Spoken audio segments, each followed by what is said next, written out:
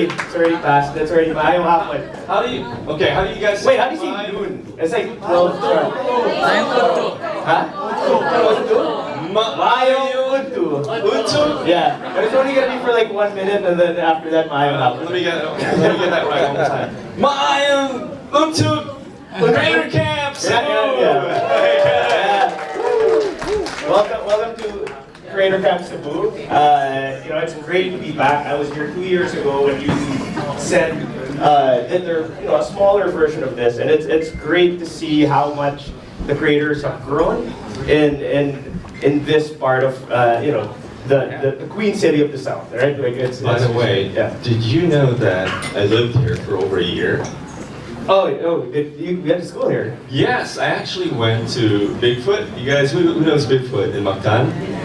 Yeah, I lived here for 1 year, and it was when there was no traffic. It's so different now. I was here 1 month ago for an event called Bike One. Okay. And we staged an event called Bike One, and shout out to Brian who's over there. And like it was traffic. but what? Okay, let's just have a show of hands. Who's not from Cebu here? Okay. Alright. Whoa. Wow. I didn't expect that. Okay? I know you're not. Can we get a couple of different places? From where? Yeah. Cagayan de Oro. Anywhere? Okay, yeah. Everyone that raised their hands is not from Cebu. Can you say where you're from? Yes. Davao. Hey. Yeah, from Dumaguete. Dumaguete. Manila. Wow. Okay. Genside. Wow, welcome to Creator Camp. That's awesome. Okay, I didn't expect that. We rehearsed the whole thing. Yeah, let's ask. We're gonna expect like a group of people from Dumaguete because they're here. Bohol. Hey guys. We're gonna begin with I'll introduce myself. So my name is Blake Sarion from Beyond Reviews. And for the past 3 years now, I've been the Next Up Manila Executive Mentor, where I hold filmmaking workshops for the Children Next Up participants. And I'm Java. No, just kidding. I'm Java. I'm a content creator, just as yourself. I'm a producer, and I manage a couple of YouTubers. If you guys know Will Dasovich and Bogart the Explorer and all that thing. I love being a mentor to a lot of up-and-coming people, and I like seeing them grow. And so we're very happy to be here at the very first, so the first of 3 creator camps here in Cebu. 3, so we're going to be back for 2 more. Thank you for being here. Yeah, Give yourself a round of applause. And it's presented to you by Smart and YouTube. And now we would like to introduce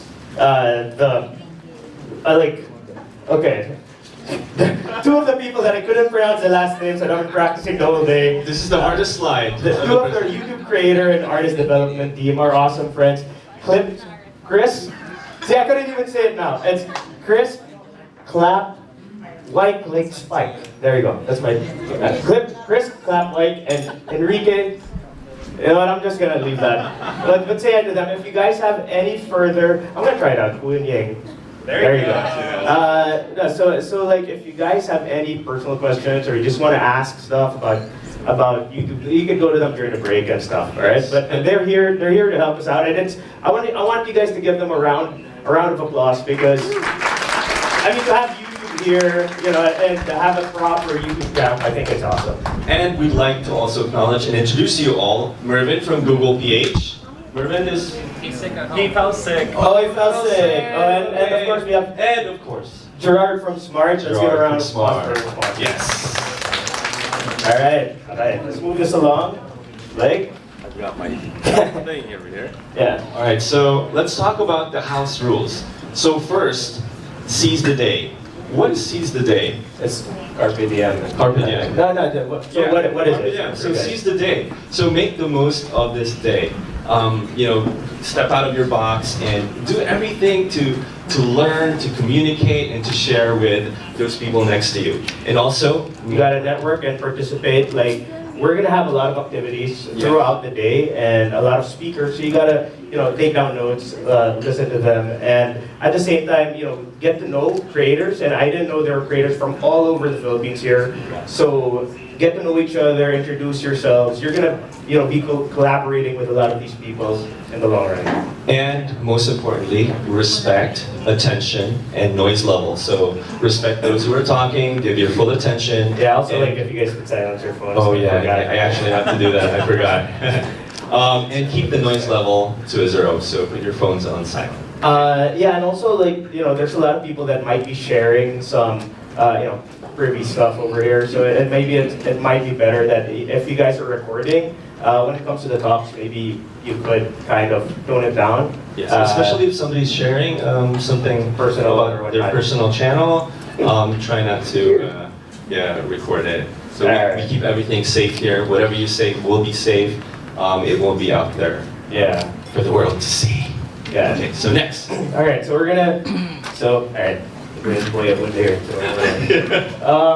Okay, today's agenda we have presentation and talks. As I said, we're calling them red talks. You're gonna be speaking. I'm gonna be speaking. Blake's gonna be speaking. Chris is gonna be speaking, and then we're gonna have Q&A panels with our very wonderful guests. And then we're gonna have Blake's favorite, which That's is my favorite. happy hour. And then there are giveaways. Hopefully, if you haven't gotten your giveaways yet, or your packages or whatnot, it's at the back. If you guys haven't gotten it. So yeah, it's gonna be a fun day. It's gonna be a fun day that you guys have to learn it. Okay. And the next one is the start, stop, and continue. What is start, stop, and continue? Can you guys raise your piece of paper right now that was given to you? Hopefully everybody has one. Cool, okay, I see everybody. So start, stop, and continue. What is start, stop, and continue? What is that, right? Start, stop. Okay, so Sounds during like the a- presentations, we're gonna have presentations, Q&A panels, and you're gonna hear from each other as well. So start, for example, from now on, I'm gonna start doing this. And from now on, I'm gonna stop doing this. And from now on, I'm gonna continue doing this. So for example, it's not really, for just an example, not really me. I'm going to start analyzing every day my analytics, okay, for example. Number 2, I'm gonna stop being so sensitive looking at the comment section. Especially if there's all likes and then you get that one dislike. Oh yeah, that one dislike. I cried for a month. And then it's like 0 for the longest I time, know. and then you hit And that all of one, a and then sudden- you're like, that person. You look at your creator studio and it's like, what is that? And if you could find the person. Yeah. I have a certain Maybe set of they should skills. tweet that. You can find who disliked it. And continue. Yeah. So, what you've been doing so far, I'd like to continue spending some time with my family and not just vlogging all the time. Yeah, perfect. Okay.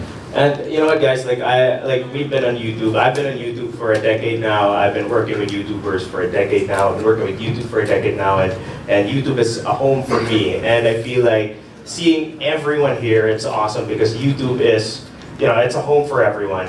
And like, oh yeah, sorry. So this is an exercise that we will go over Oh, I don't twice have today. this slide. Yeah, to get filled off. Yeah, I will. So do we're that going to go speech over again this in a twice bit. today, and we'll let you know when to fill it up. And it's a worksheet. It's a worksheet that will help you collect, organize your thoughts, and about today's presentations.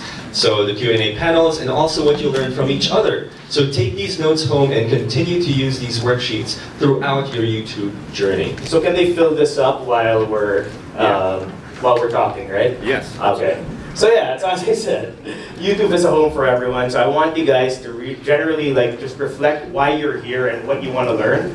As Blake said, take notes down, learn from the speakers, the panelists, and really try to understand why you are here. I mean, you put the you in YouTube, so you gotta know why you're doing this. So why are you here? We're gonna do that later. Okay, so next.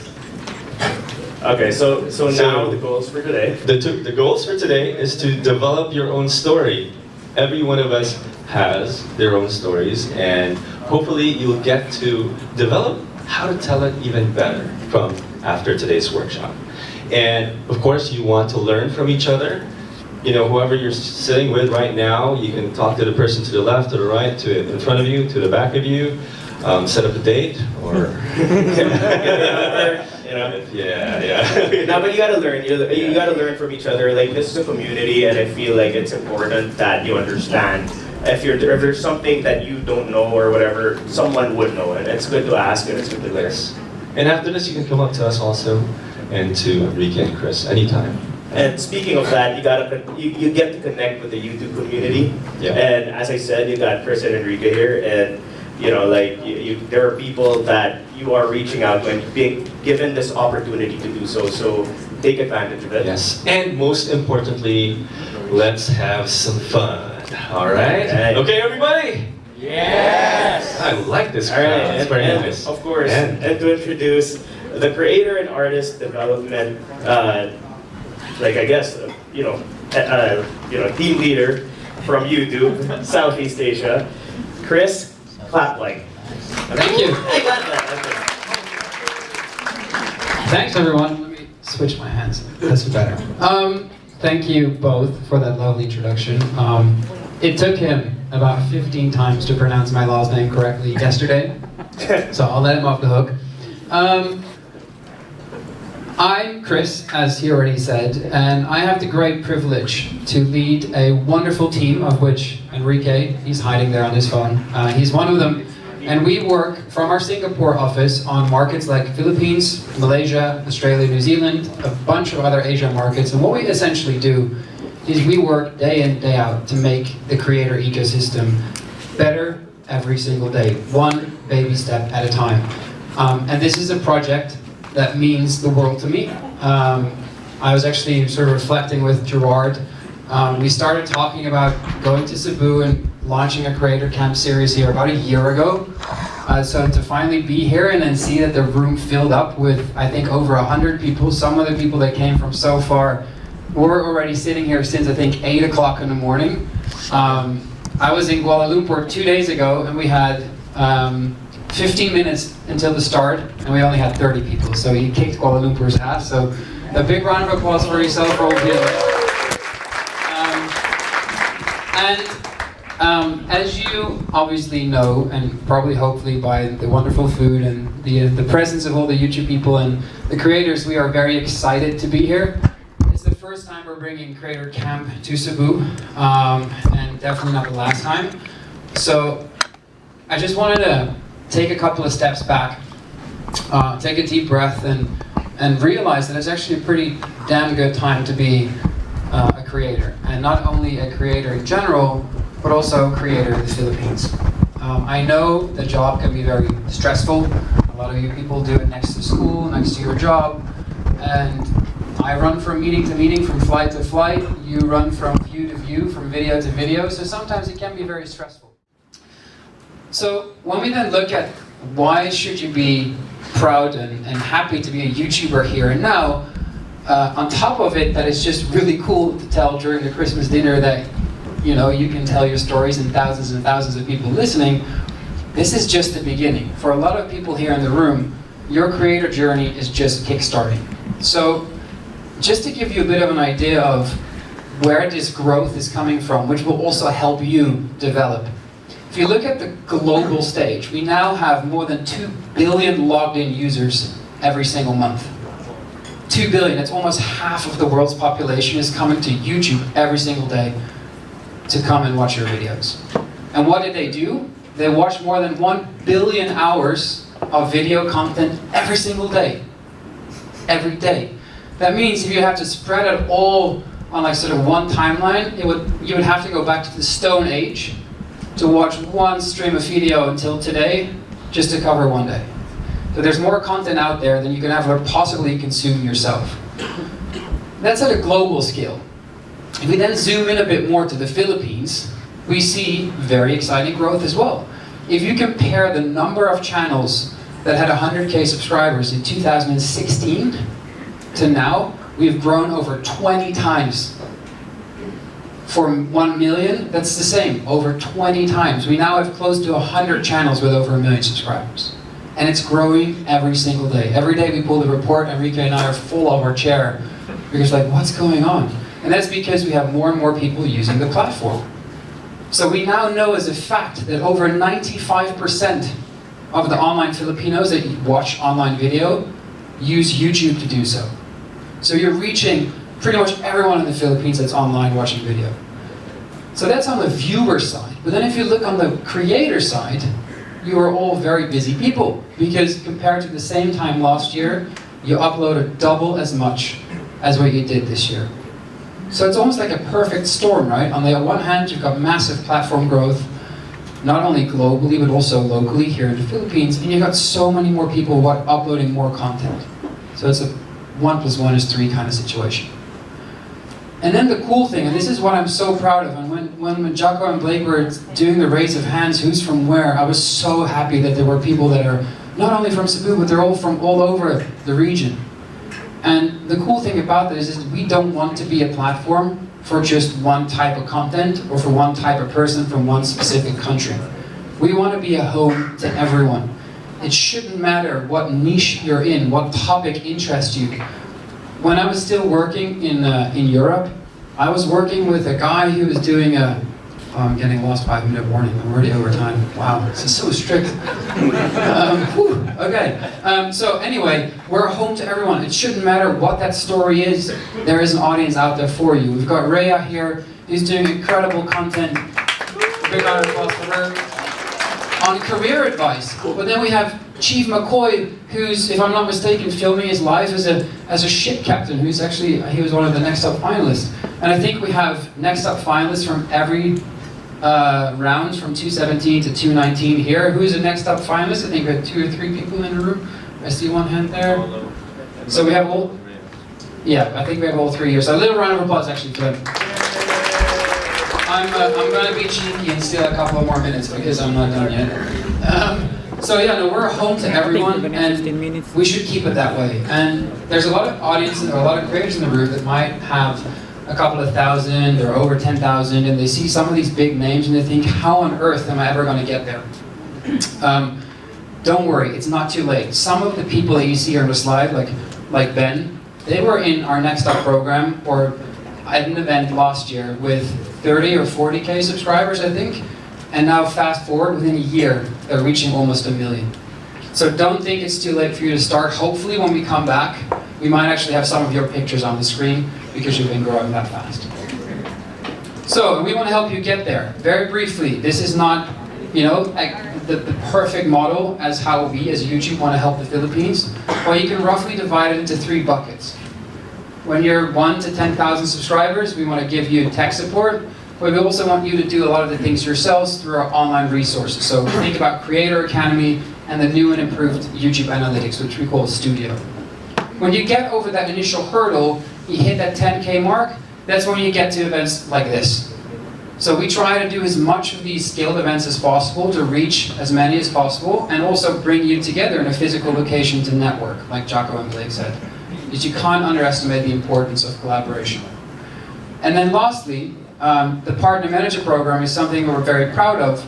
As soon as you hit 100K subscribers and above, you get invited to a one-to-one program where Enrique, your personal, let's say, media consultant, will help you over a 6-month period to really create your business objectives, invite you to the office, come to smaller workshops. And that's really how we try to sort of supercharge, that's why I put in the little rocket, to supercharge your life on the platform. And it doesn't really matter where you are in that funnel. We value you equally. And that's one of the reasons why we're now launching this new program together with Smart here in Cebu, because we want to help everyone. So that brings me to the closing bit. So we realize we're just getting started. We're doing very well in Manila, that's where we have our office. So it's easy for us in person to go there and meet the creators. But as you saw on the slide, that's why I brought the little map back, the growth is coming from all over the Philippines. And we want to show to each and every one of you that we do not only care about the creators from Manila. Because every time we do an event in Manila, people travel all the way to Manila. now it's actually quite fun that some people from Manila came here. Don't worry, we'll still go to Manila, so next time you don't have to travel that far. But we really care, and we want to bring some of these same resources to the Visayas and to the Vismin area. So that is physical networking abilities, better internet access, and an opportunity to educate yourself and each other. So with that said, we needed to find a partner because we can't do everything ourselves. There's no I in team, and teamwork makes a dream work. I can keep going, but it's true. And even a big company like YouTube can use a partner. And when we started thinking about this, and when I was starting to like, how do we do this? I bumped into Gerard on a rooftop in Manila, and we started talking about how can we merge our ideas together, which led to what we're doing today. So very briefly, we will be hosting 3 creator camps across a 6-month period where we will touch upon different topics. So you should come to all 3, not just the one, if you can. I see someone clapping in the back, thank you so much. So together with Smart, we will run these camps. We will have our lovely creator hosts provide amazing content, and on top of that, we will give everyone free YouTube access for 6 months to really help you supercharge your channel.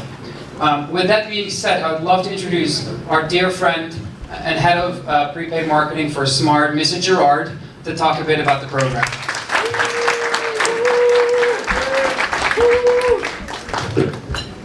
Thanks, Chris. Hi, everyone.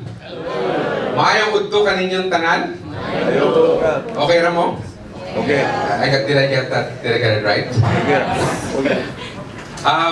So we're very excited to be here today. And as Chris mentioned, this is something that we sort of talked about. What he failed to mention was it was over a couple of drinks. No, just kidding. So yeah, so we're very excited that we're finally here. We're finally able to start and launch Creator Camp here in Cebu. Right? Now, at Smart, our goal is to connect every Filipino to the world and really, empower everyone to create a better tomorrow. And in line with that goal, for the past couple of years, we've had this strong, awesome partnership with YouTube to make it more accessible for more and more Filipinos to watch videos on their mobile phones. Right? So last year, we had a program called Free YouTube Every Day, where we gave an hour and a gig of YouTube every day for all of our prepaid customers. Okay?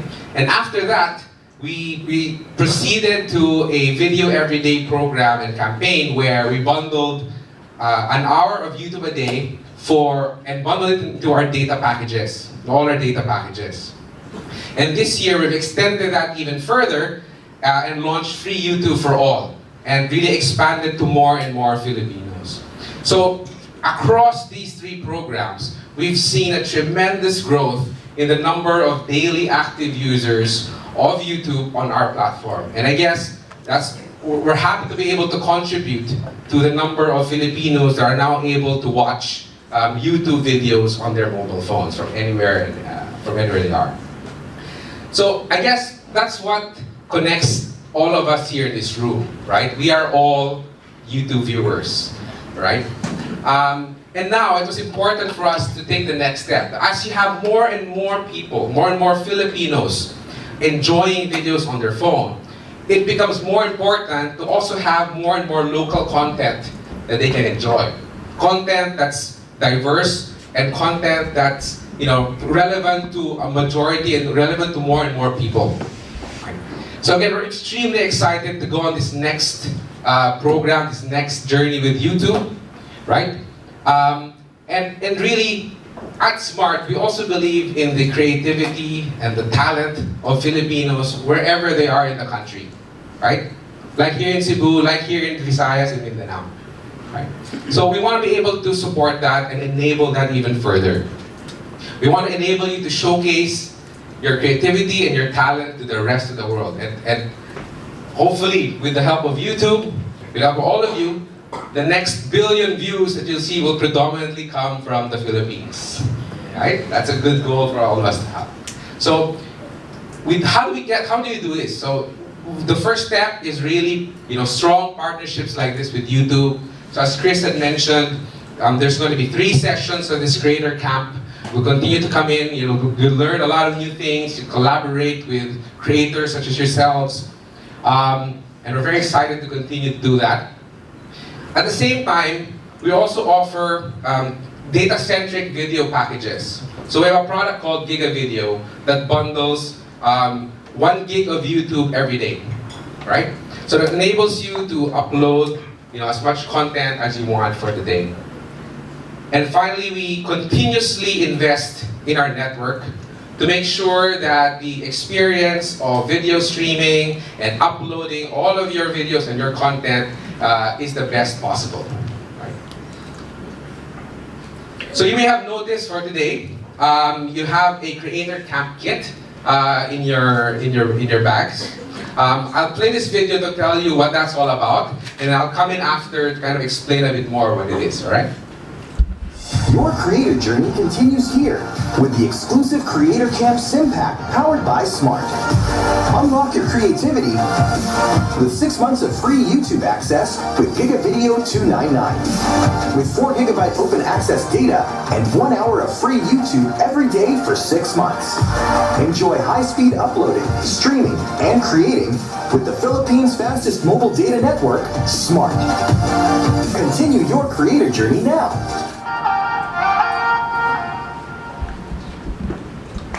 Okay, so all of you will get this if you haven't gotten your kit yet. It'll be there the whole day. During the breaks, you can go and get it. Okay, so we want to help you continue your passion and continue on your creator journey. All right, so we're giving you this pack. It comes with 1 gig of YouTube every day for the next 6 months. Right? So every day you can upload as much as you want, as much videos as you want. And apply all of the learnings that you get here today and for the next sessions, and really level up your games. Okay, so all you have to do is activate the sim. Now we want to give it, we want to make it easy for you and give you some time to get the sim activated. So just make sure that you activate it anytime before the 12th of December, and that's December 12th is the first time that the first month gets credited on the sim. So I want to give you all enough time to make sure you set it up on your phones or any devices that you need, right? And every 30 days that gets replenished. Okay, so for the next 6 months, you get 1 gig of YouTube every day with the pack. Okay? So I think, thank you. You have fun? I wanted to give Gerard a big round of applause. We will not bore you any longer. I just wanted to thank Gerard. Just to give you a little sneak peek, this has never been done before. We're actually a world's first here in the Philippines doing this with the creators. So I can assure you that the whole world of YouTube back in Singapore office are all looking at Cebu right now. So again, have fun, be proud of yourself. Before I let you go, can I do a quick happy birthday for Jose, who's terrified. It's his birthday. He's turned 22, he told me. So let's do a round of applause for Jose. And then 22, right? Have an amazing day. Come talk to us during the breaks, and I'll give it back to Jacko and Blake. Thank you, everyone. Thank you. All right. Thank you, Chris. Thank you, Gerard. Are you guys still okay? You guys are good?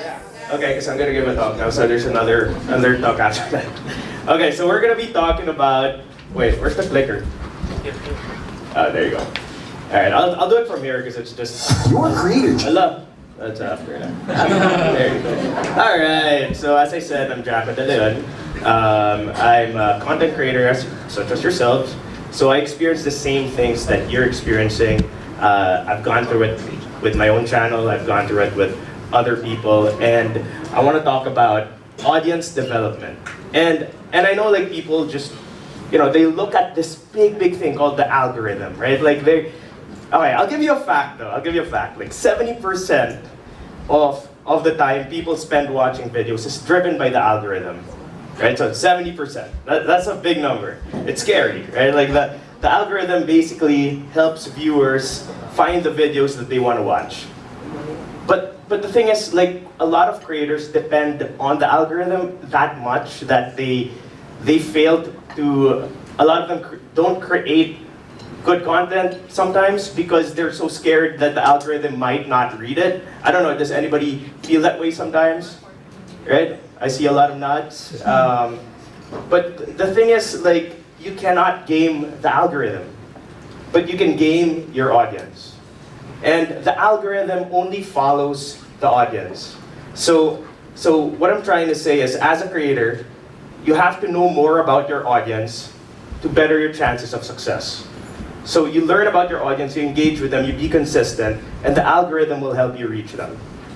So today I'm going to be talking about, basically 3 main topics: how to be found, how to keep them watching, and how to create community. And these are, I'm sure all of you guys are creators by now, so you guys kind of have an inkling of it. But you know what, you guys have to know the fundamentals. Any discipline, whether it's sports, music, or YouTube, you have to have the fundamentals. So I'm gonna be, basically going over this, and then we're gonna do our first start, stop, and continue. All right, so how to be found. The first step for any creator's journey is really to be found. And being found means using accurate and appealing metadata, thumbnails, titles, descriptions, and tags. So I'm gonna go through, it's gonna sound like, you've seen this before, but you probably haven't. Okay, show of hands, like, or just say it out loud, which thumbnail did you first look at?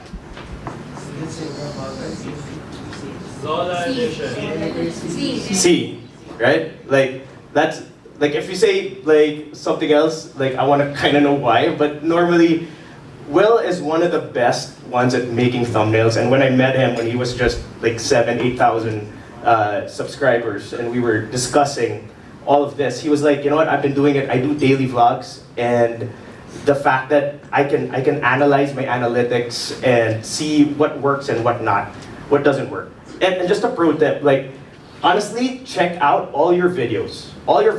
Check out the analytics, which thumbnail has the most click-through rate, and then try to gauge why. And then that might, you can build on that and try to make it work. You have to have visually appealing thumbnails, but at the same time, it's got to be honest. I've seen a lot of thumbnails that are just clickbait, and I feel like when you get the click through, you should have either the content to support it, or the fact that it is there. Whatever is on your thumbnail, if you have something really kind of nice on it. I don't know who here clickbaits. I'm pretty sure all of us do. That's okay. It's basically like a poster, right? If me and Will always say, like, it's like a poster to a movie, or a trailer, or a teaser. It has to be appealing enough, but it has to be truthful.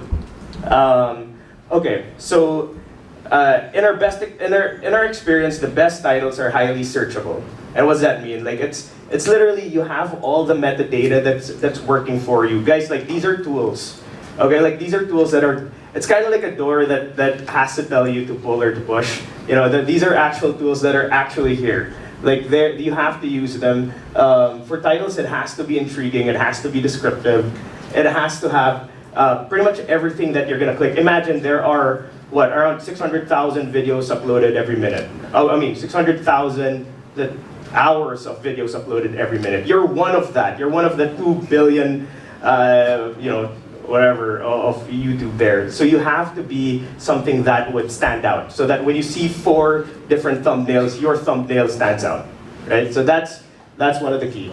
Another one is to describe the video. Like, the description is something that should be useful for you. There's metadata that's also being taken from here, so that's also something that it's a great way to add more information and context to your video and channel. Okay. So also there's extra information and links down below. If you guys don't use it, I think it's on the next slide, but the show more, like, people actually do click on that, especially if you do, like, another pro tip on that is, like, do it on your video. Like, say, like, hey, look, I do have links down below. If you want to check out this or that, you're trying to create a user experience. And I feel like a lot of people just make the content, but they forget about the audience, and you gotta lead them through everything. You cannot control the algorithm, but you can control the audience on what you want to go, where they want to, the links they want to see after. Okay, the thing about tags, it is actually not as important as you guys think. It's actually there because for spelling errors.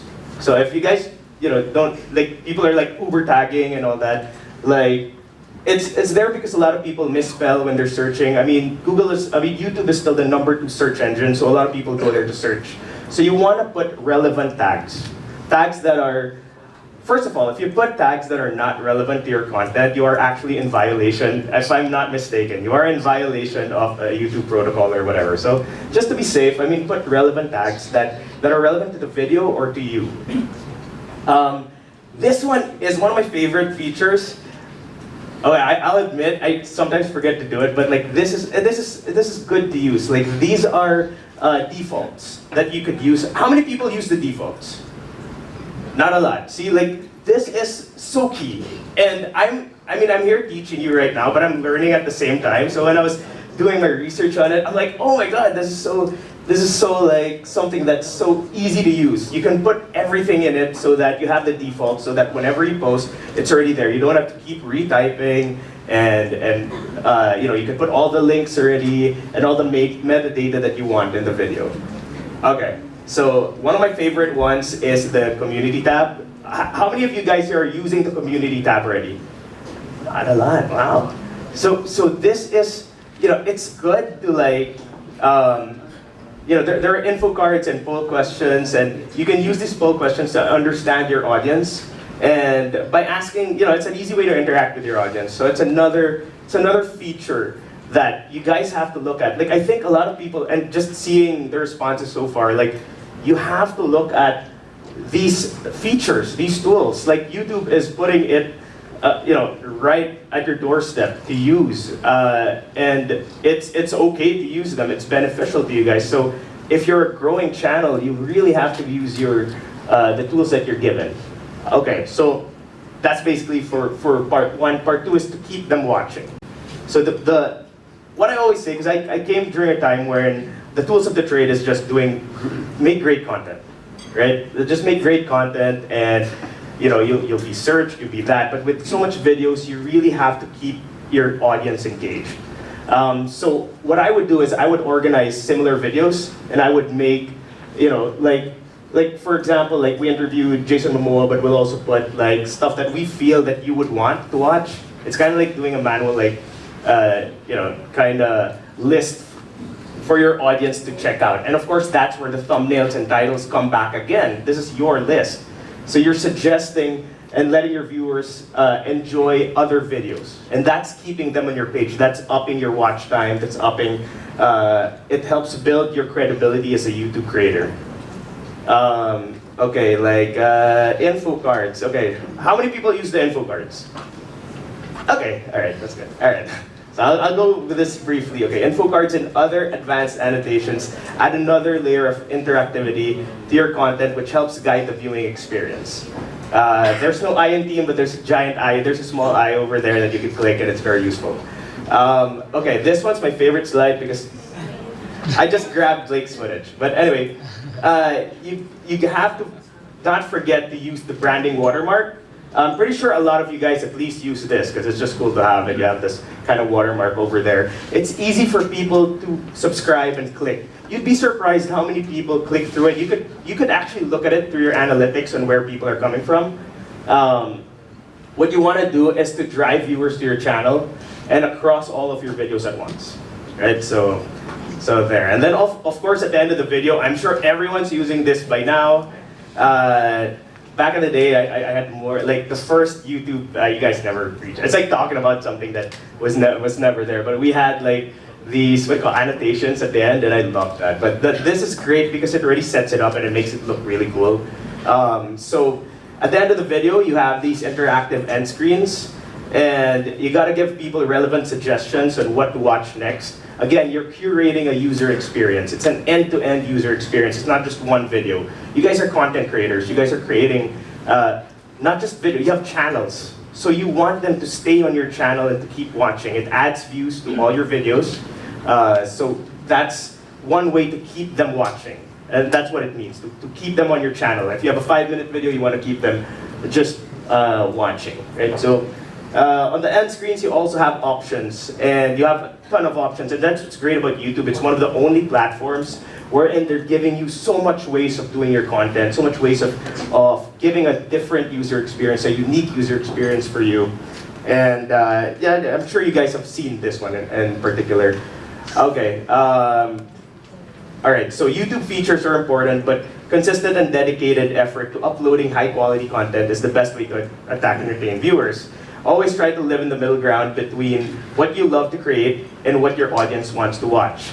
And I think in a nutshell, like, you know, you don't, like, you guys are creators. I mean, the term is content creators. I want you guys to come out of this creating content.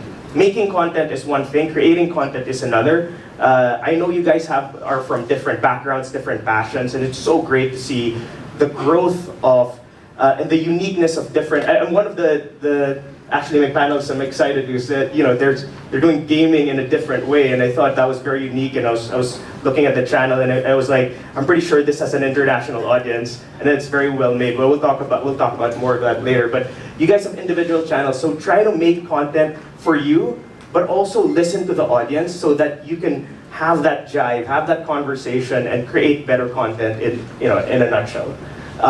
Which leads me to the third one. Am I not getting signage? But okay. So create community. Like this part of audience development is one of my favorites, because I love going to these things, and I'm not the greatest public speaker or whatever, but I love being here because I love building communities. I love talking to people like you guys, and this community, I thought it would be all Cebuanos at first, and then now all of a sudden I'm like, wow, there's Manileños coming here, diba? Like, it's creating a community and bonding with your viewers and your fellow creators, and keeping them engaged in the long term. It's a very social platform. YouTube is a social platform. It's a community-based platform. Very interesting. Okay.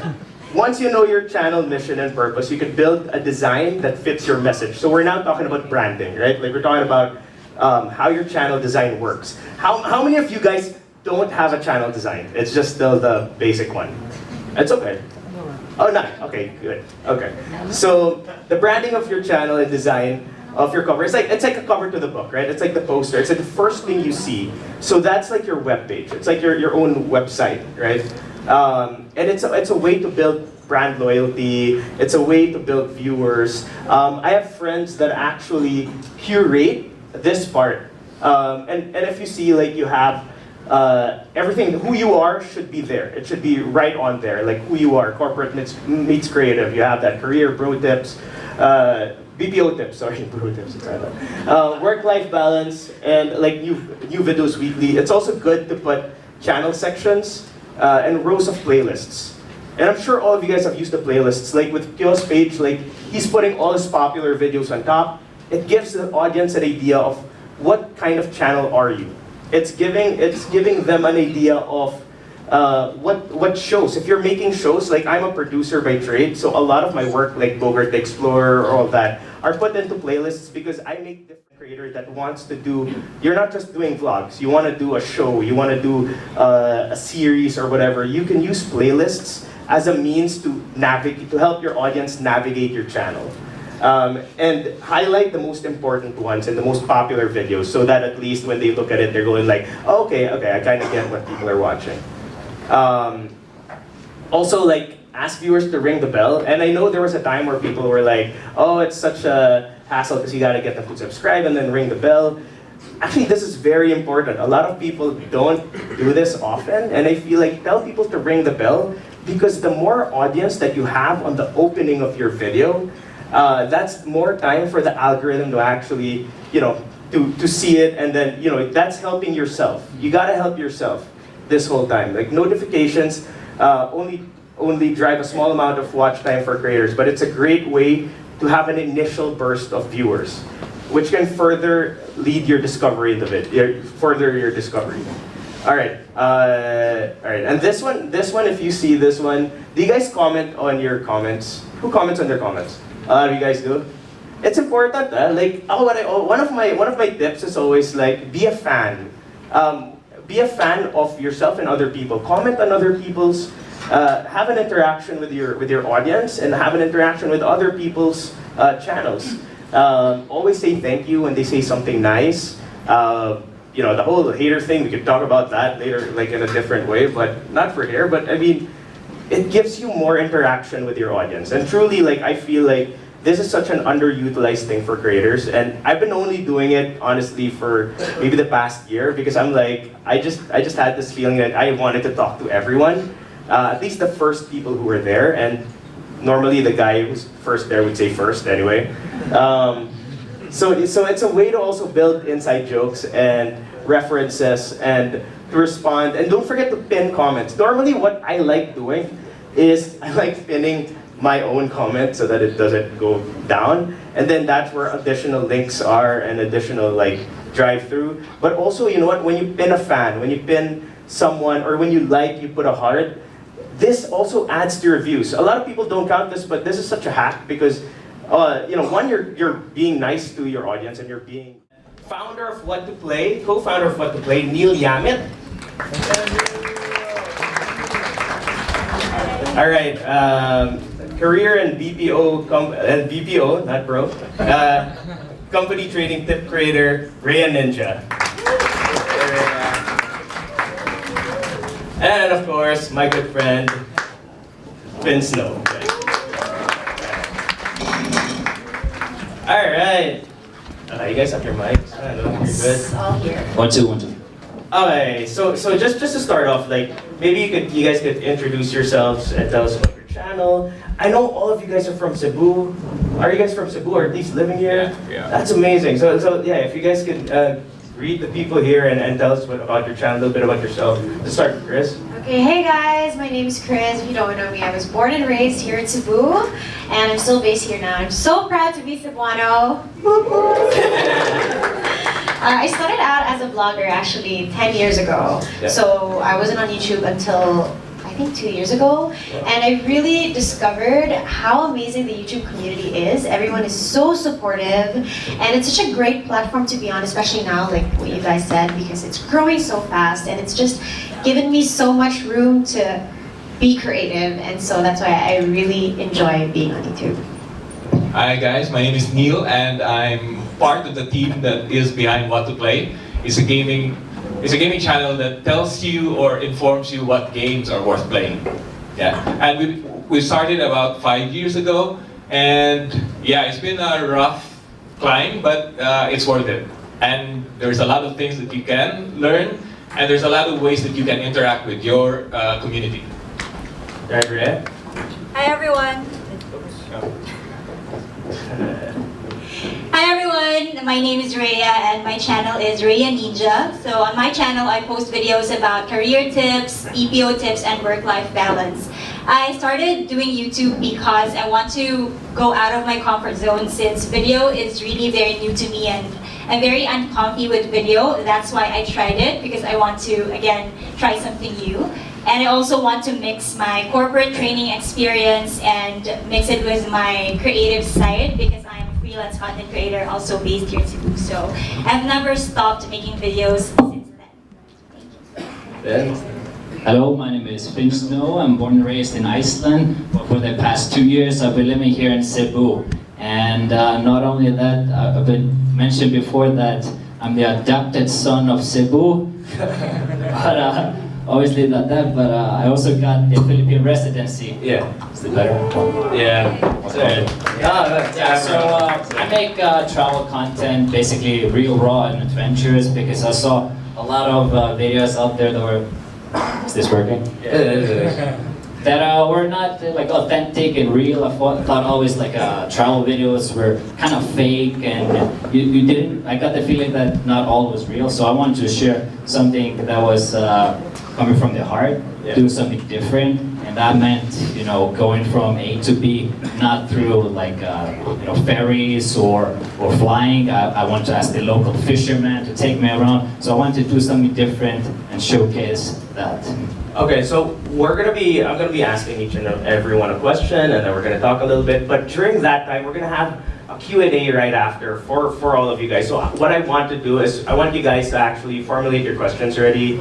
So we'll open up a few minutes to you guys. But I really want you guys to have a question ready, because these are creators that have done it all already. Like, these are people that are people that you should emulate, and you should watch their content as well. So if you have any questions, already write it down and I'll open the floor. All right, so first of all, Grace, congratulations. Thank you so much. She just announced they're having a baby, so. Thank you. Thank you guys. That was an awesome video, by the way. Okay, so as you said, you were doing vlogging prior, right? How has starting a YouTube channel changed your entire, your entire business as yourself as well? I feel like YouTube is so different because when you're writing a blog, there's a distance between you and your audience. But when you're doing videos, they see you talking about what you want to say, like with emotion and with everything there. Like, they can actually connect with you more, especially when you're sharing something personal, like my pregnancy vlog. Yeah. So it's really, I don't know, changed everything for me. And do you feel like video content is, I know it's so unique compared to like others, but what is your favorite part of YouTube itself, you think? Like, your favorite like aspect of it that you enjoy? Do you enjoy the comments, reading the comments? Do you enjoy just making the videos? I enjoy making the videos. You enjoy I making never the thought I videos. would, because one of my first few videos I was super awkward, didn't know how to talk in front of the camera just by myself. Felt super weird, bringing a camera around. I'm sure you guys can all relate. Yeah. But it's amazing when you finally have that video and you have that memory to look back on. That's true. It's amazing. I love it. It's actually true. Actually, one of the things that's so great about being a content creator is you're documenting a lot of things, especially if you're a vlogger. Then you're documenting a lot of your life, and then you look back on it and you're like, that's awesome. I did that. That was really fun. That was really fun, yeah. All right, Neil, I was actually impressed with the channel because I was, at first I was like trying to connect everything, so I did some research, and I was like, wow, this is a really cool channel. So I just wanted to say that. So how does What to Play separate itself from like the rest of the gaming creators? Because there's a lot now on YouTube. Yeah, there are. Like, if you guys are not familiar, you go check it out. You know what I mean. But what makes you guys? What distinguishes you guys? You feel? Generally, you can think of What to Play not as an entertainment channel, but more like a channel that informs gamers. Yeah. So as you can see, there are like maybe 1,000 games being released every month. Yeah. That's a lot of games for anyone to cover. So what we do is we digest all those information and then we provide them. Okay, these are the top games that you can play right now. Yeah. And those top are based on reviews by critics and also reviews by gamers. So we look at those data, and we have a team behind What to Play. Actually, there are 10 people working on the channel. Yeah. Oh, and wow. Then, yeah, there's a lot of us. And then we digest those information and we provide them. So in a way, that's what separates us. Yeah. We don't live stream. We don't do live stream that much.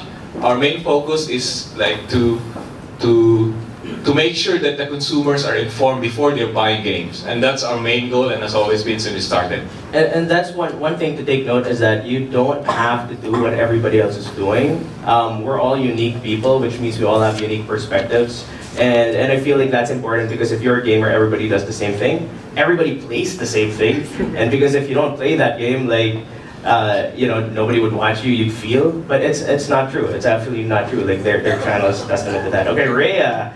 What's cool is you were part of Next Up. Yes. So if you guys heard, is that mic working? It is, yes. Oh, it is.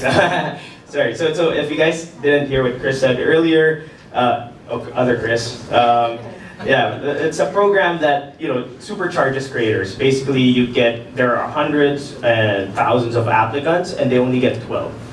And Rhea was one of the 12. to make it, right? What year was that? 2019, the recent one? Yes, this Yeah. year, just Yeah, this last year. September. Yeah, and like your content is very unique, I feel. And how do you feel that you're again? It's kind of that question that you're doing BPO related content. How did you even like? Did you feel that oh no, this might not work, or did you feel the opposite way that I want to do something different? Like what? How did you start your channel that way? Yeah, definitely. When I first started my YouTube channel, I definitely thought about that. I asked myself, will people actually watch my content? I am not the most entertaining person in the world, and I feel like I'm very awkward on video. And my topic is very strict, not really strict, but it's kind of stiff and more on online educational. It's career and BPO tips. So I thought I'll just have to try, because I started with a blog, and then I used my blog posts as scripts for my YouTube videos, so that I have an outline so I'll know what to say on video. And at first I thought that nobody's going to watch my content, and then after 1 month I noticed the subscriber count is increasing and the views are also increasing. So I told myself, okay, people are actually watching this and people are actually searching for my content. And I knew it because I'd also check my analytics and see that they're actually searching for this type of content. Specifically for my first video, it was about interview questions and answers, and a lot of people are searching for it. So I was happy that it actually took off, and from there I started making more videos, and that's when my channel also grew.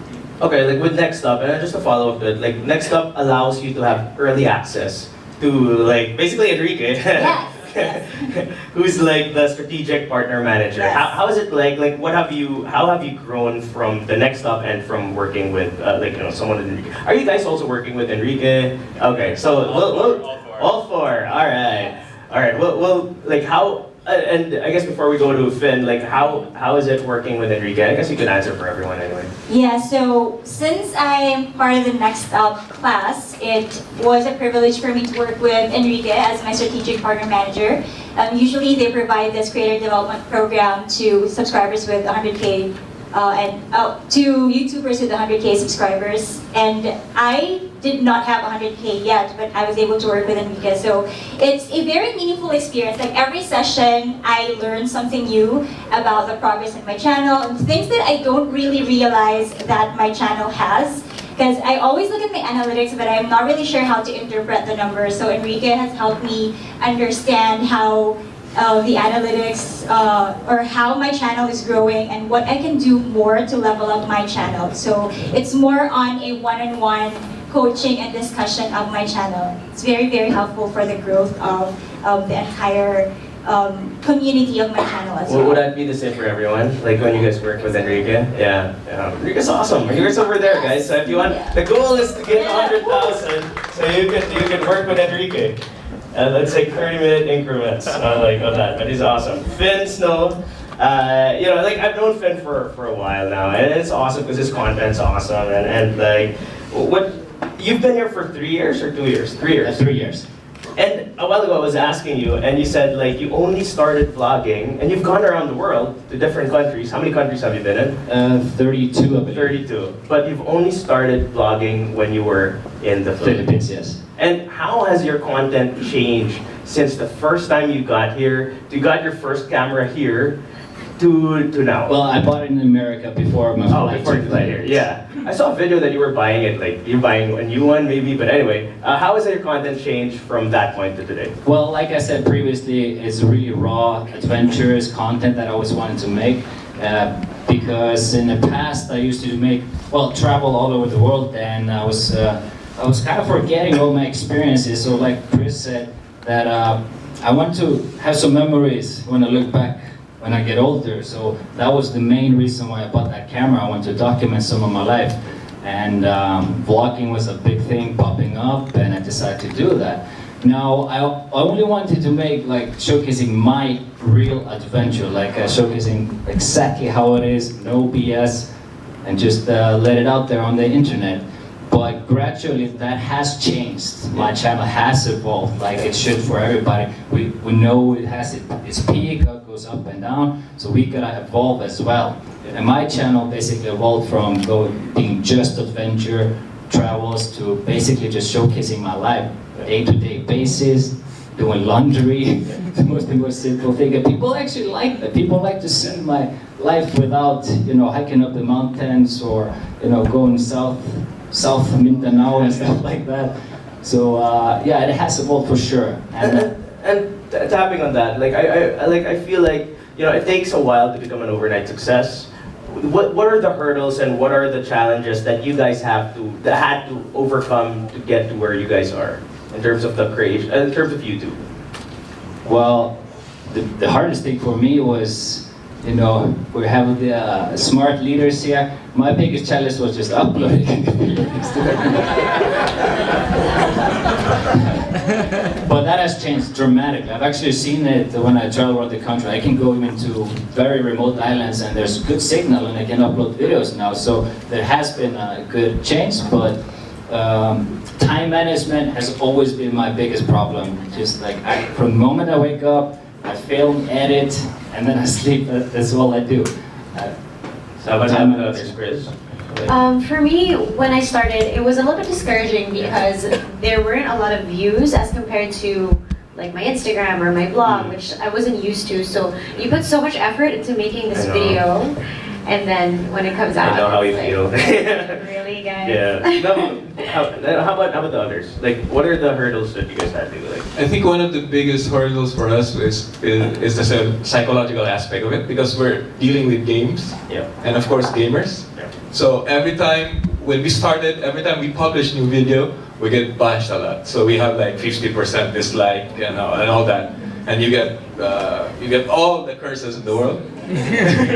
All languages, man. Yeah, all languages. But over time we improve and keep on improving, and we didn't stop, and we started interacting with them, and after a while it decreased. So now we may be like 10% dislike. That's a huge improvement. How about you, Rhea? Yeah, mine is stay consistent, because I also have a lot of other priorities, and for sure all of us have. So it's about how to stay consistent on YouTube and publish videos every week without compromising your health, your family, and your social life. Yeah, I guess on that point, like, you guys, you're gonna have to make a lot of sacrifices. I mean, whether it's time, I'm sure, even you, Chris, I'm sure, are you sacrificing a lot of time to make your videos?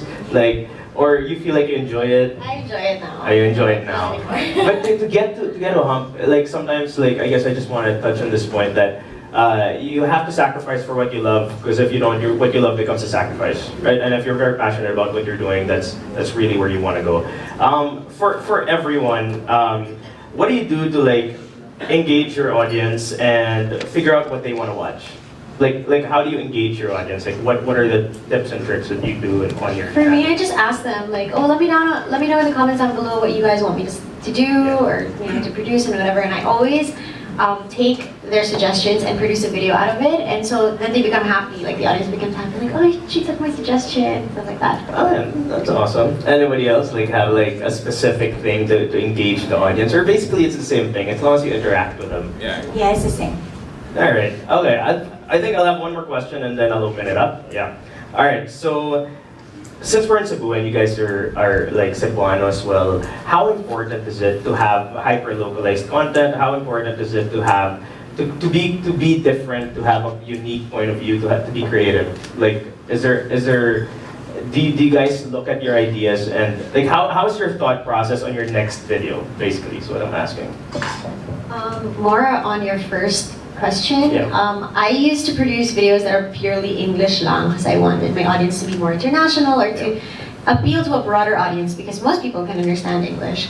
But then this year I decided to do a Bisaya only challenge, mga ganon, and it turned out to be really successful, and the people who are based here actually really enjoyed it, and parang they like me more because I'm speaking the local language. And that's actually an advantage to us Cebuanos, or if you have your own dialects, because not everyone can speak your dialect, so you can build a stronger connection with that particular audience. There's also more people speaking Bisaya than speaking Tagalog, if you guys don't know. I think that's an actual fact. So look it up, because I might say, Google it later. But like, yeah, how about you guys?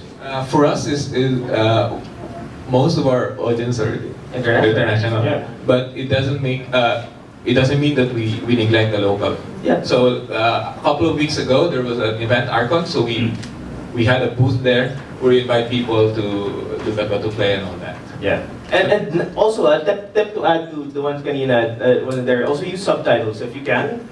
You can speak in Bisaya, you can speak in Tagalog, you can speak in a different language, and you can add subtitles in any language and type it up. And if you do the due diligence on that, like you can engage with people from all over the world.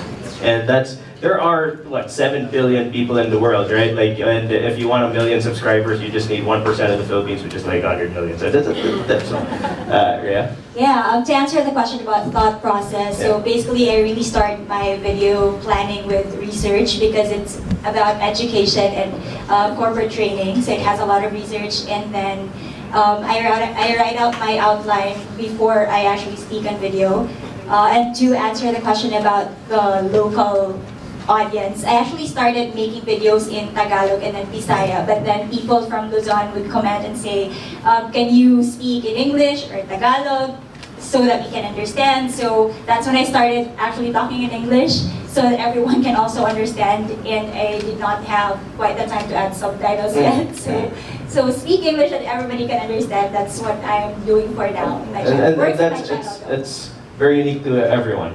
Ben, what are like anything to that? Well, my thought process is a little bit different. I go into my phone, I go into Google Maps, and I search for small islands to go to.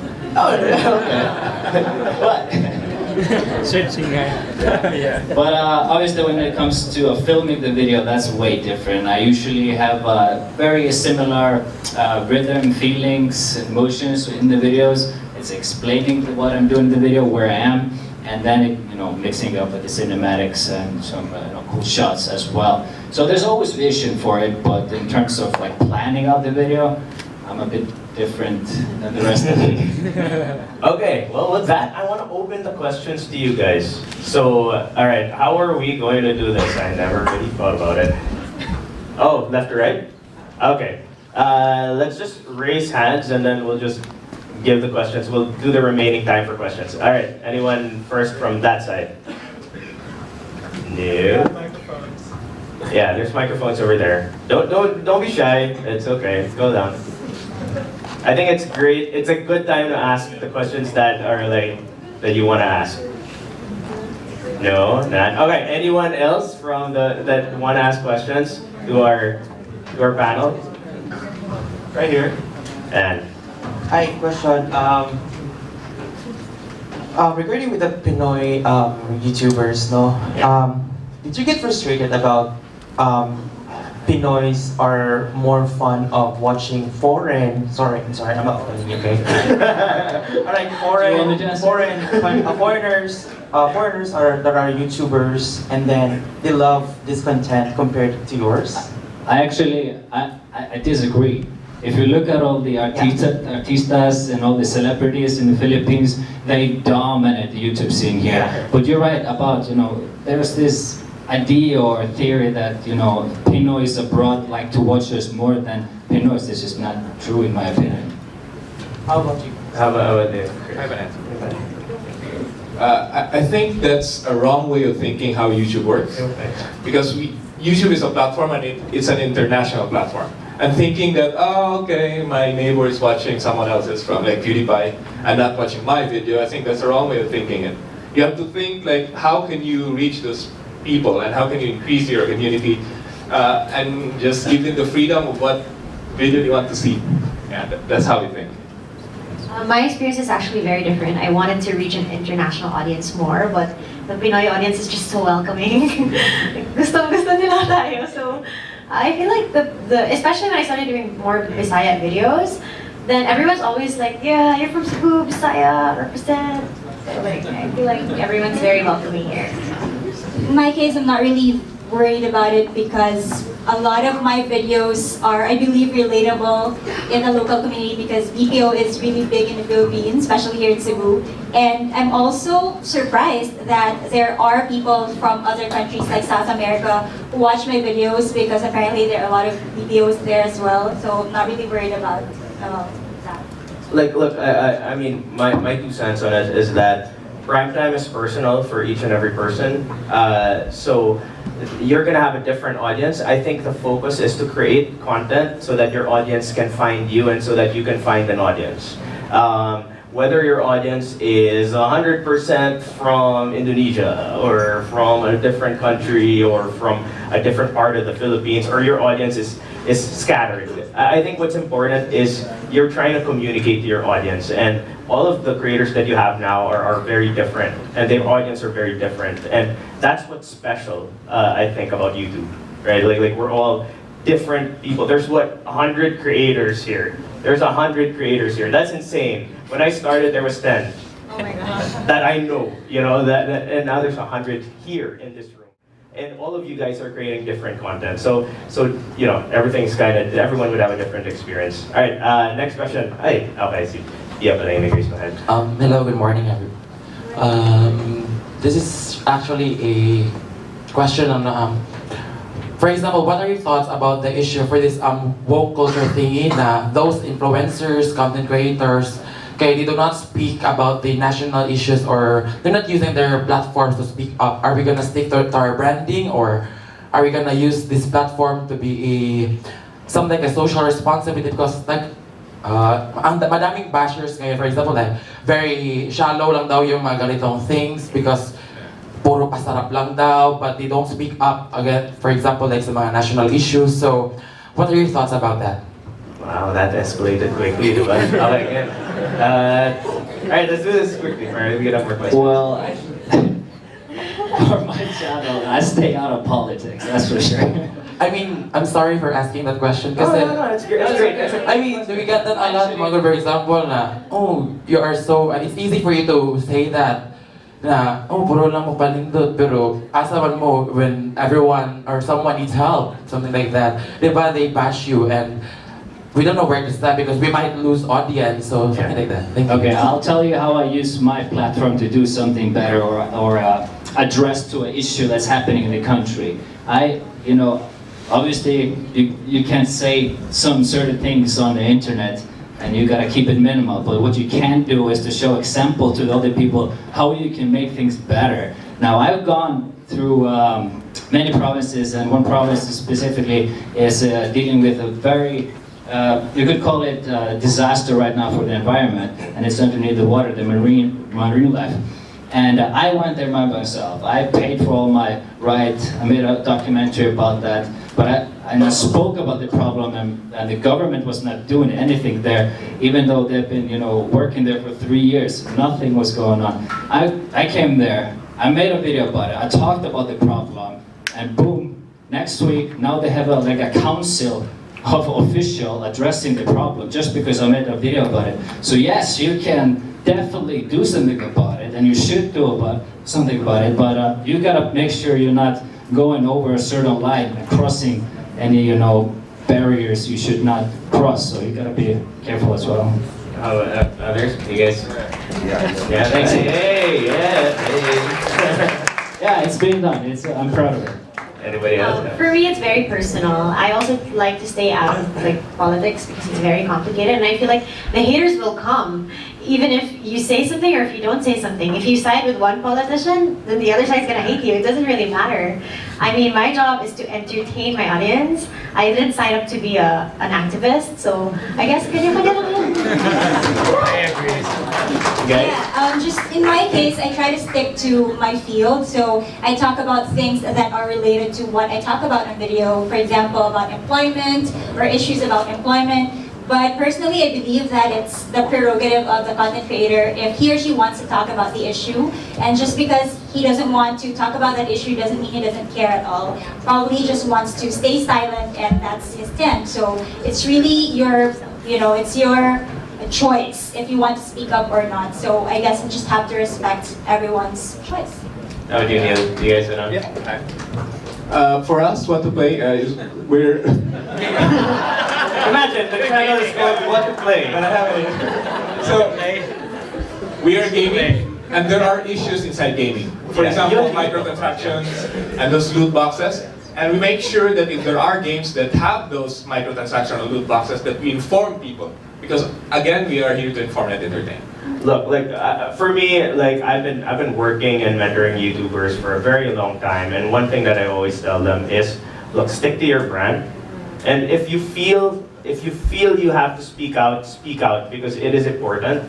But the most important thing that we can do is to create conversation. That's what the comment section is about. That's what your videos are about. Create the conversation, open the conversation.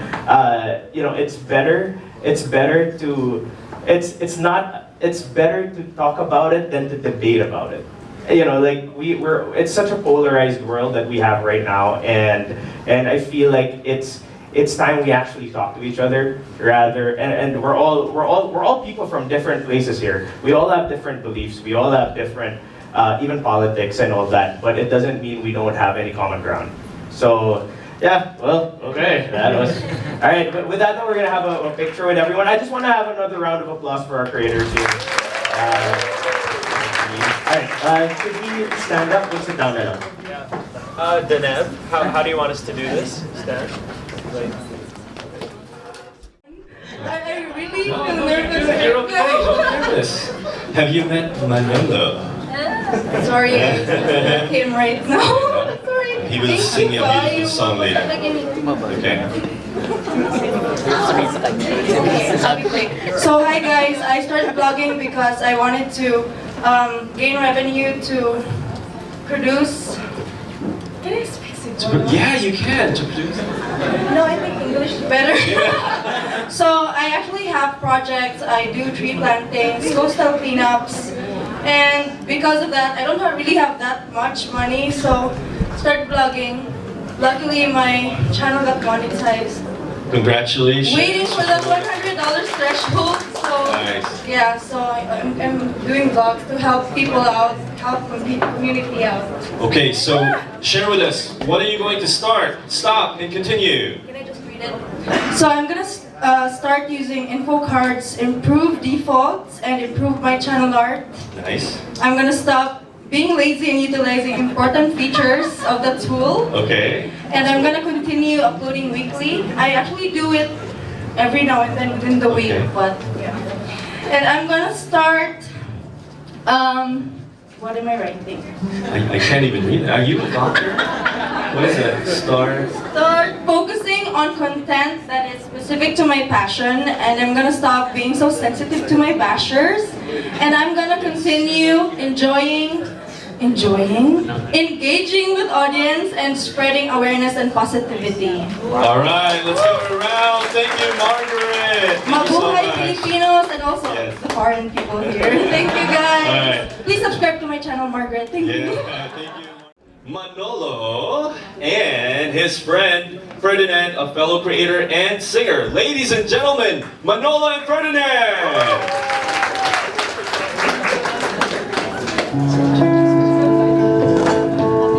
Hello guys. We'll be performing an original song.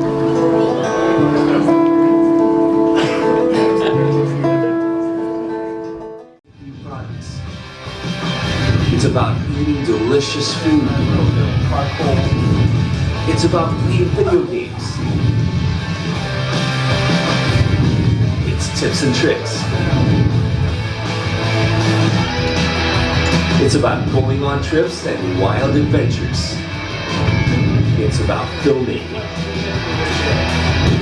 Behind the scenes of my filmmaking,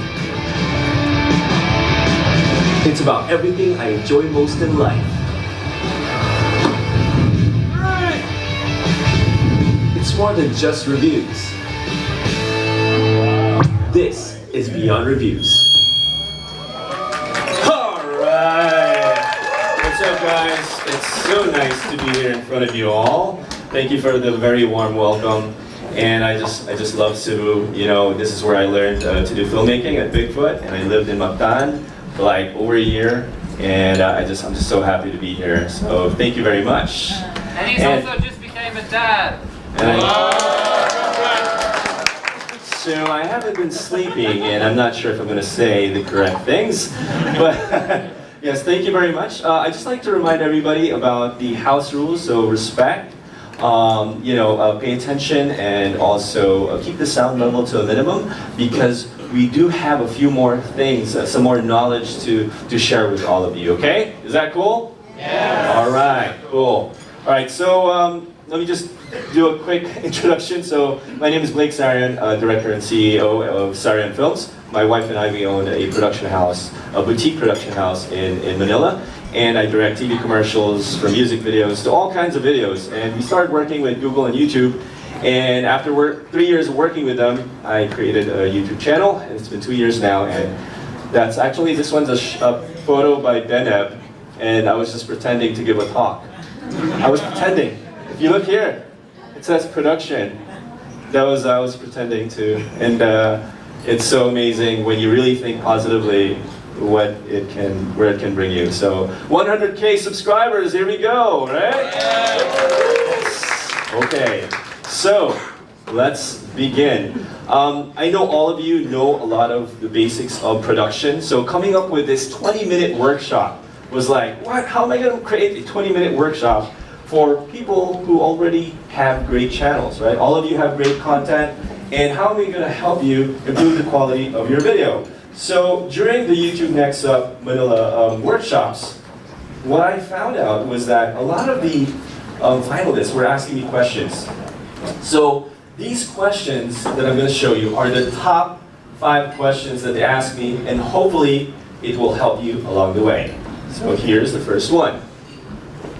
Hi there, Blake. I usually always put my camera on autofocus, but most of the time I'm out of focus. How can I fix that? Can you help me? Okay, so I always use autofocus on my camera, but most of the time I'm out of focus. Who uses autofocus all the time? You also? Yeah. I mean, it's really nice to use, right? But with Reese, she was encountering that. Right? She's like, I use my camera, and then when I get in front of it, I'm having a hard time to focus. It's time to go manual, okay? Manual. Like this Christmas, Emmanuel. All right, I'm practicing my dad jokes. Emmanuel, manual. Okay. So if you look at your cameras, those of you have your cameras right now, if you can go on manual and put your f-stop or aperture to about f4 to 5.6 and make sure that you are or your subject is properly exposed, they won't go out of focus, right? When you do this or like this, okay? So just setting your f-stop or aperture to about f4 or 5.6, even higher if you can, that will help you to stay in focus. Doing autofocus, like with my team, we never do autofocus. We're always making sure that we have the proper f-stop or aperture and distance from your subject. So if you're about 5.6, you have about this much space to move forward and backward, and you'll be okay. Because sometimes autofocus will transfer from one person to the other, right? Okay, cool. Let's start going manual. Next. Blake, how do I improve my framing, especially those who use mobile phones? Okay, so we're going to share you this one. So, how do I improve my framing, and especially for those who use mobile phones? So, right here we have with us, it's going to,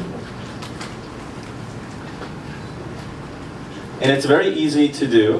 So, I'm going to need your participation. Everybody take out your phones. Right, take it out, go ahead. Take out your phones. Okay, there we go. And let me just power this. By the way, thank you very much, DJI, for sending me over the Osmo. I'm kidding. And, oh wait. Hold on. Just died on me. Just kidding, sorry. There you go. There. Okay. So once you have your phones out, I'll go over here. All right. Even though I've been doing filmmaking and cinematography for, I don't know, maybe over 8 years now, I always love putting this feature on. And basically, all you have to do to improve the quality of your framing, go to your camera setting, turn on your grid. Even on your cameras, right? Even on your cameras. So if I'm going to frame her right here, All I have to do is put her into one of those grids there that's interlocking, and you can frame it nicely, right there. So Margaret again. Yeah, Margaret. And Gail over there, okay. So when you're framing, try to put the crosshair, that line, in between your subject, right over here. So it's like, right there, boom. No, you can do this, boom, right? And then when you're shooting, try not to shoot flat. It's always nice to shoot diagonal. So if I'm going to put somebody over here, I'm going to shoot this way. I'm not going to shoot it flat, okay? Don't shoot flat, shoot diagonal. I'm not going to shoot you like this. I'd rather shoot you at an angle, okay? All right, there we go. Next tip. Okay. So far, so good? It's going to fit the 20 minutes. All right, next one. Everybody knows this guy? Yeah, he's such a cool guy. He's so humble, and yeah, it's just, when I'm with him, all the girls go to him. Anyway, I'm married, that's why. You know. Anyways, here we go. Click. Hi, Direct Blake. Can you give me some tips on how to improve the sound quality of my camera? Because I just got this. So, Ben, it was during the last next up. He recently purchased a new camera, and he recently also got a new shotgun mic or Rode mic. I like your Rode mic over there. But even though he put it into his camera, he was getting really not so clean sound. Yeah. And I'm telling you, I'm going to show you right now how to do it really quickly. For those of you who have your cameras out, can we take this out? Sorry, can we turn that on again? And let me work with you on this, all right? Come on up. What's your name? Manuel. Manuel. Yeah. See, his name is Manuel. You mentioned it earlier. Did you set this up, Enrique? Was he planted here? Come here, Manuel, who will do manual. Manual. So when I'm saying go manual with your f-stop, go manual. Also, with your audio rec level. So when it comes out of the box, it's on factory setting. But even though I have that, I feel like my lighting can still improve. Okay, who here has a 3-point light kit or any lights? Anybody use lights? Okay, yes, yes. Anybody? Anybody else use any type of light? Use natural lighting? Okay. We will all get there. You know, in the beginning you might not have lights, but in the future you will be acquiring lights. So please take a look at this. So this is some of my professional behind-the-scenes shoots. So Gretchen, we also handle her YouTube channel. And take a look at the lighting. Take a look at the way it's placed and the way she looks, okay? So that's me over there with 20 pounds in my belly. I think I did lose weight. But take a look at the camera placement right now and how high the lights are being put, okay? Next one. This one. Yes, yes, we're going to talk about that. This one is with the YouTube Next Up. This one's with Gerald. You see where the lights are placed? Where is it? It's up here, right? Why? Is because lights come from the top, and to mimic the lighting, it has to come from above, right? You don't want to really do it like this unless you're doing makeup. Makeup's different from normal videos, okay? All right, so that one's Will. That one's Mayor Vico. He's really tall, so we had to put the light even higher, right? And please watch this video for my workshop.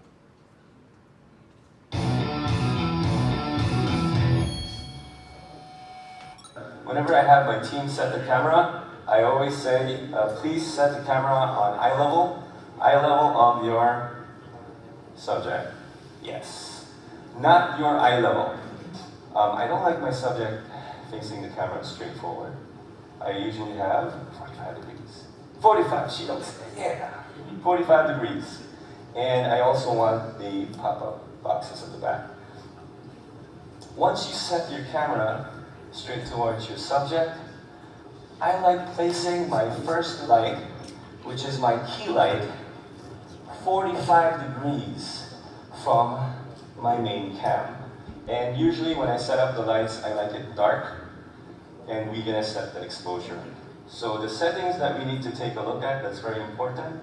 I think everybody here knows if you have 24p, we use 50. If you're using 60p, using 125, right? I don't like using ISO. It's fake light. It's electric light, electronic light. And the more you use your electric light, the ISO, the more noise you have. And this is sort of a standard format, 200. Let's put it to 200. All right, because I always like starting with 125 f4 and ISO 200. If you have lights. Only if you have lights. If you don't have lights, you're gonna have to make some adjustments. So when I say to my crew, strike the light, turn it on. Did you hear me? Can you say it again? Striking. Striking. Okay, go ahead. So striking means it's alerting everybody on set that the light is going to go on. Okay, so striking. So this light, we did 45 degrees from the camera. We have to raise this light also 45 degrees up. So in your master cam, straight over here, 45 degrees over there, and then 45 degrees up. Because light comes from the top. So once we set our key light, next light that I like to set up is the backlight. Okay, the backlight. So the backlight is the light that I like to focus right here on her hair. And all the time, this is how we practice it. This is the basics, okay? Once you learn the basics, then you can experiment. So yung next light ko, backlight, opposite lang ng key light. So ilalagay natin dito. Also, 45 degrees. 45 degrees. Tilt it down, raise it higher, please. Next is your, anong missing natin? Yes, fill light. Fill light now should be, it's the same thing. 45 degrees. I work with celebrities as well. They want the light underneath because they don't want to have shadows over here, right? So sometimes we have the key light down here, right over here, to strike here, and then meron pang isa naka 45 degrees dito. Your fill light is 50% power of your key light. Yes. So 100%, let's pretend this is 100%. Ito, 50%. Please strike it. And then you have your backlight. Once you have that set up, and if you do have one more extra light, so we use the key light, we use the backlight, and the third light is the fill light. And if you have one last light, which will complete this setup, I want to light up that pop-up YouTube vanilla. So let's use our let go, strike that please.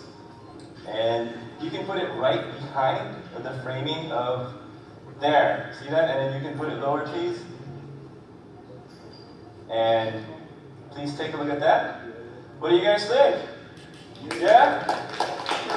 Thank you. Thank you very much.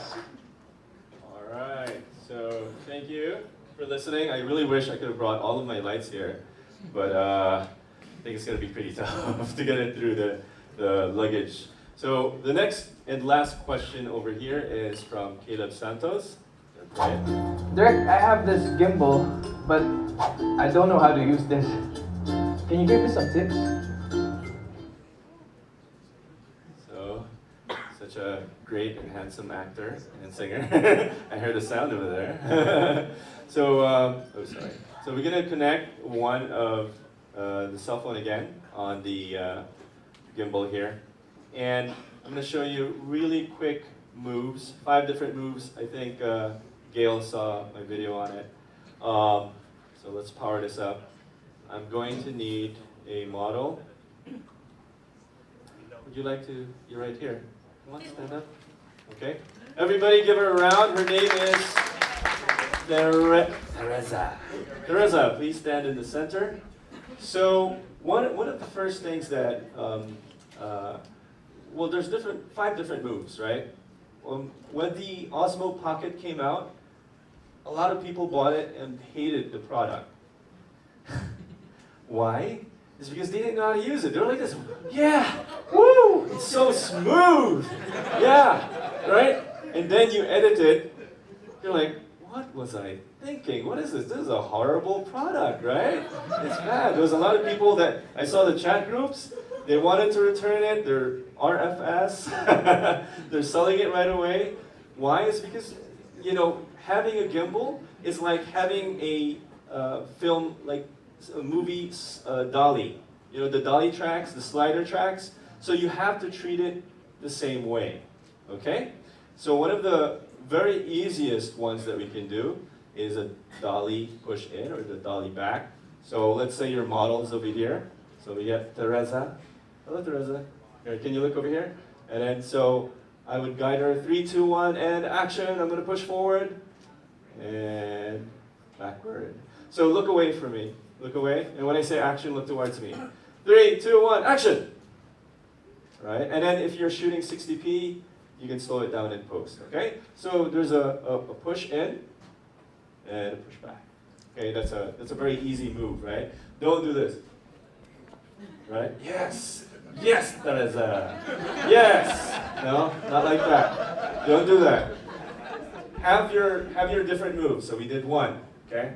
So one of my other favorites is this one. Teresa, can you?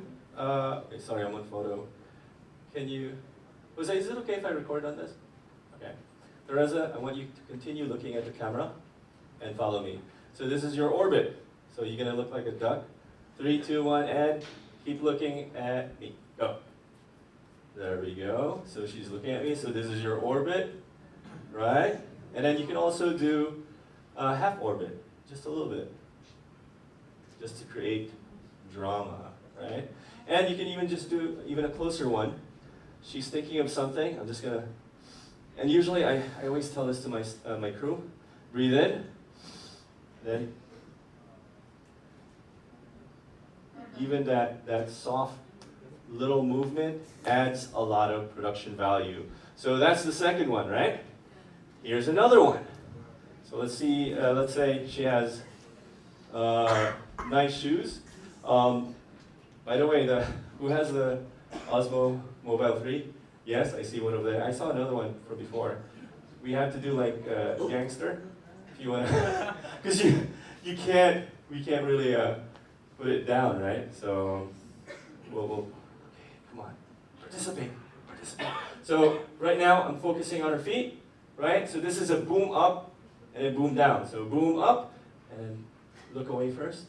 3, 2, 1, and action. Oh, sorry, I missed the real phrase. But basically you get the idea, right? From something to something even more interesting. So part of this tip is go from something that's not so interesting into finally something that you really want to observe. So up and down, push in, push back, half orbits, right? So there is also, do it this way, to my side, and then I can reveal her this way, dolly right, or from here, from nothing to something. Okay, that's number 4, right? And our number 5, which I almost forgot, which was my number 5 here. Oh yes, thank you. So this is Jana, my producer. Let's give her a round of applause there. She used to work with ABS and now she works with my company, and she's been with me for a couple of years now, and we've been growing together, and she's the reason my channel is also doing very well. So there's the follow. Can you stand over here for us? And 3, 2, 1, action, follow me. Right? So there's follow, or I follow her from behind, right? Or she can stretch, can you stretch your hand to me? Stretch your hand like this.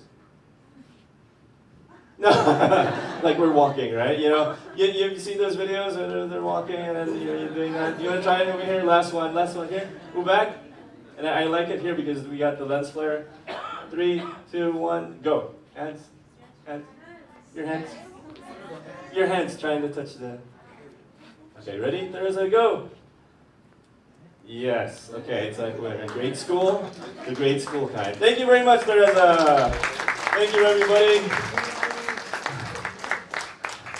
And that's 20 minutes basic film production. Well, not so basic, but really great. So, here we go. So, there's a lot more that we can learn from. Right over here, we have my two final notes for everybody. Okay. And after today, hopefully, we'll be able to go through your notes to look at the different things that you learned, right? So this one is your YouTube Creator Academy. This is a free online educational resource for creators like ourselves that's full of lessons and videos on content strategy, monetization, business skills, production, and well-being. So it's not just film workshop, it's not just about algorithms, right? Like with Jaco and I.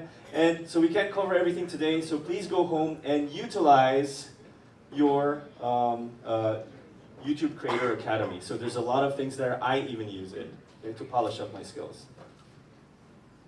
And also, if you do need support, go to your Get Creator Support right there, and you can have a chat with the Creator Support team and receive live chat support whenever you need to solve an issue.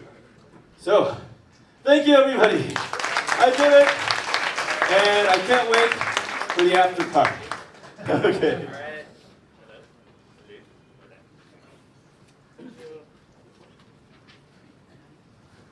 And okay, another round of applause, guys, for Blake. All right, now at this point, we're gonna have our second start, stop, and continue. And for this one, we're gonna introduce and repeat the exercise, and ask one or two creators to come up again. But this time, we're gonna do it in 1 minute lang. So I'm gonna give you guys 1 minute because you guys have listened to a lot of it, and then we'll have 1 minute then to talk about it. So, guys, ready? The minute starts now. There you go. Papers, because you're gonna learn a lot from this right now. But what is an MCN? Basically, it's a YouTube certified agency that manages YouTube creators to help them grow their channels. We're going to have an interactive Q&A panel where I will ask questions, then leave 10 minutes for the live Q&A to all of you at the end. So make sure you formulate your questions as well. So let's begin.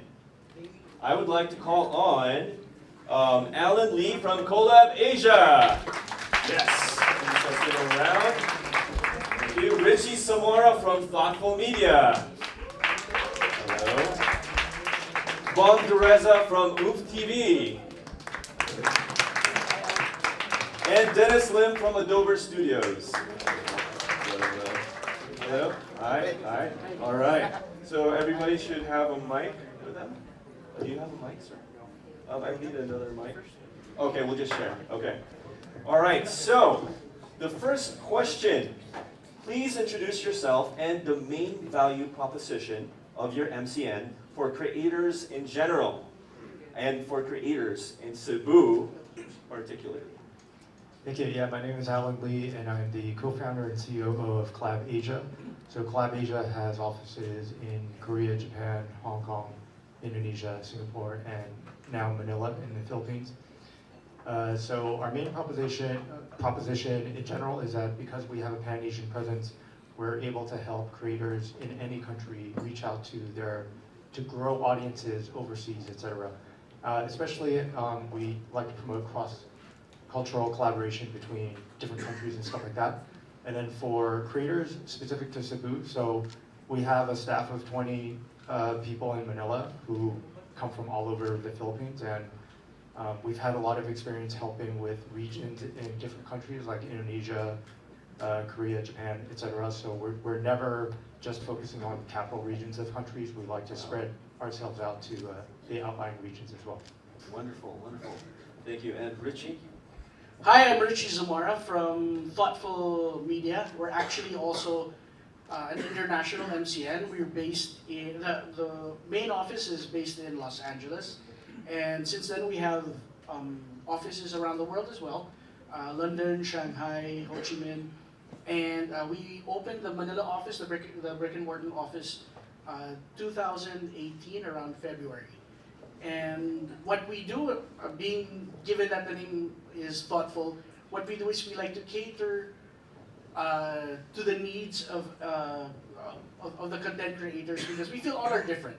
Some might be good already in production, some might not be good in post-production and stuff like that. So we, whether it's for production or especially for education regarding the YouTube ecosystem, we try to focus on that, because we believe that since you are a content creator, we already have the tools to make the content, shoot the content, or edit the content. But then there's a The person that I watch the most is actually not a YouTuber. His name is Joe Rogan. He's actually a podcaster, and he has all the interests that I personally like. So mixed martial arts and personal growth and stuff like that. So that's who I watch the most. All right. Thank you. Mine is a two-pronged answer, because I'm also a content creator. I'm a food blogger. My blog is The Pickiest Eater in the World. Oh, that's you. Yeah, that's me. I love that. Thank you. And so when I watched the videos of Mikey Chen of Strictly Dumpling, I was really inspired to do more travel food videos. I'm bad at travel, because when I do a food video when I do a travel video, it's more of where to eat when where you go. But apart from that, here in the local scene, one of my favorite YouTubers to watch is part of the Thoughtful Network. His name is Jin Ho Bei. I don't know if you guys know him. I love watching him because he is actually, he's a Korean national that has lived here for 15 years. So you know how the Korean culture has really been affecting the Filipinos. But this guy, he's Korean, but he really embraced the Filipino culture. So it's like you have a K-pop star that's embracing the Filipino culture, and he's hilarious. So he's really fun to watch. All right. Thanks. Thank you. Guys, paalam na kami dyan. Alright, Ayan, thank you so bye, much, Sir guys. Manuel. Yes, thank you so much. Okay. Hi. Ryan. Hi, Ryan. Nice to meet you. Okay, Jaco, thank you. Okay. Okay guys, tapos na po yung event natin for today, mga Kamanix. Thank you so much for watching on my vlog. And this is Creator Camp today, mga Kamanix. So, nag-enjoy ako. Marami silang, there's a lot of mga vloggers and YouTubers who join us here sa event na to. And of course, what can you expect? I'm expecting there are two more events that I'm going to join next time. So yeah, see you there, mga Kamanix. Thank you so much for watching. Bye.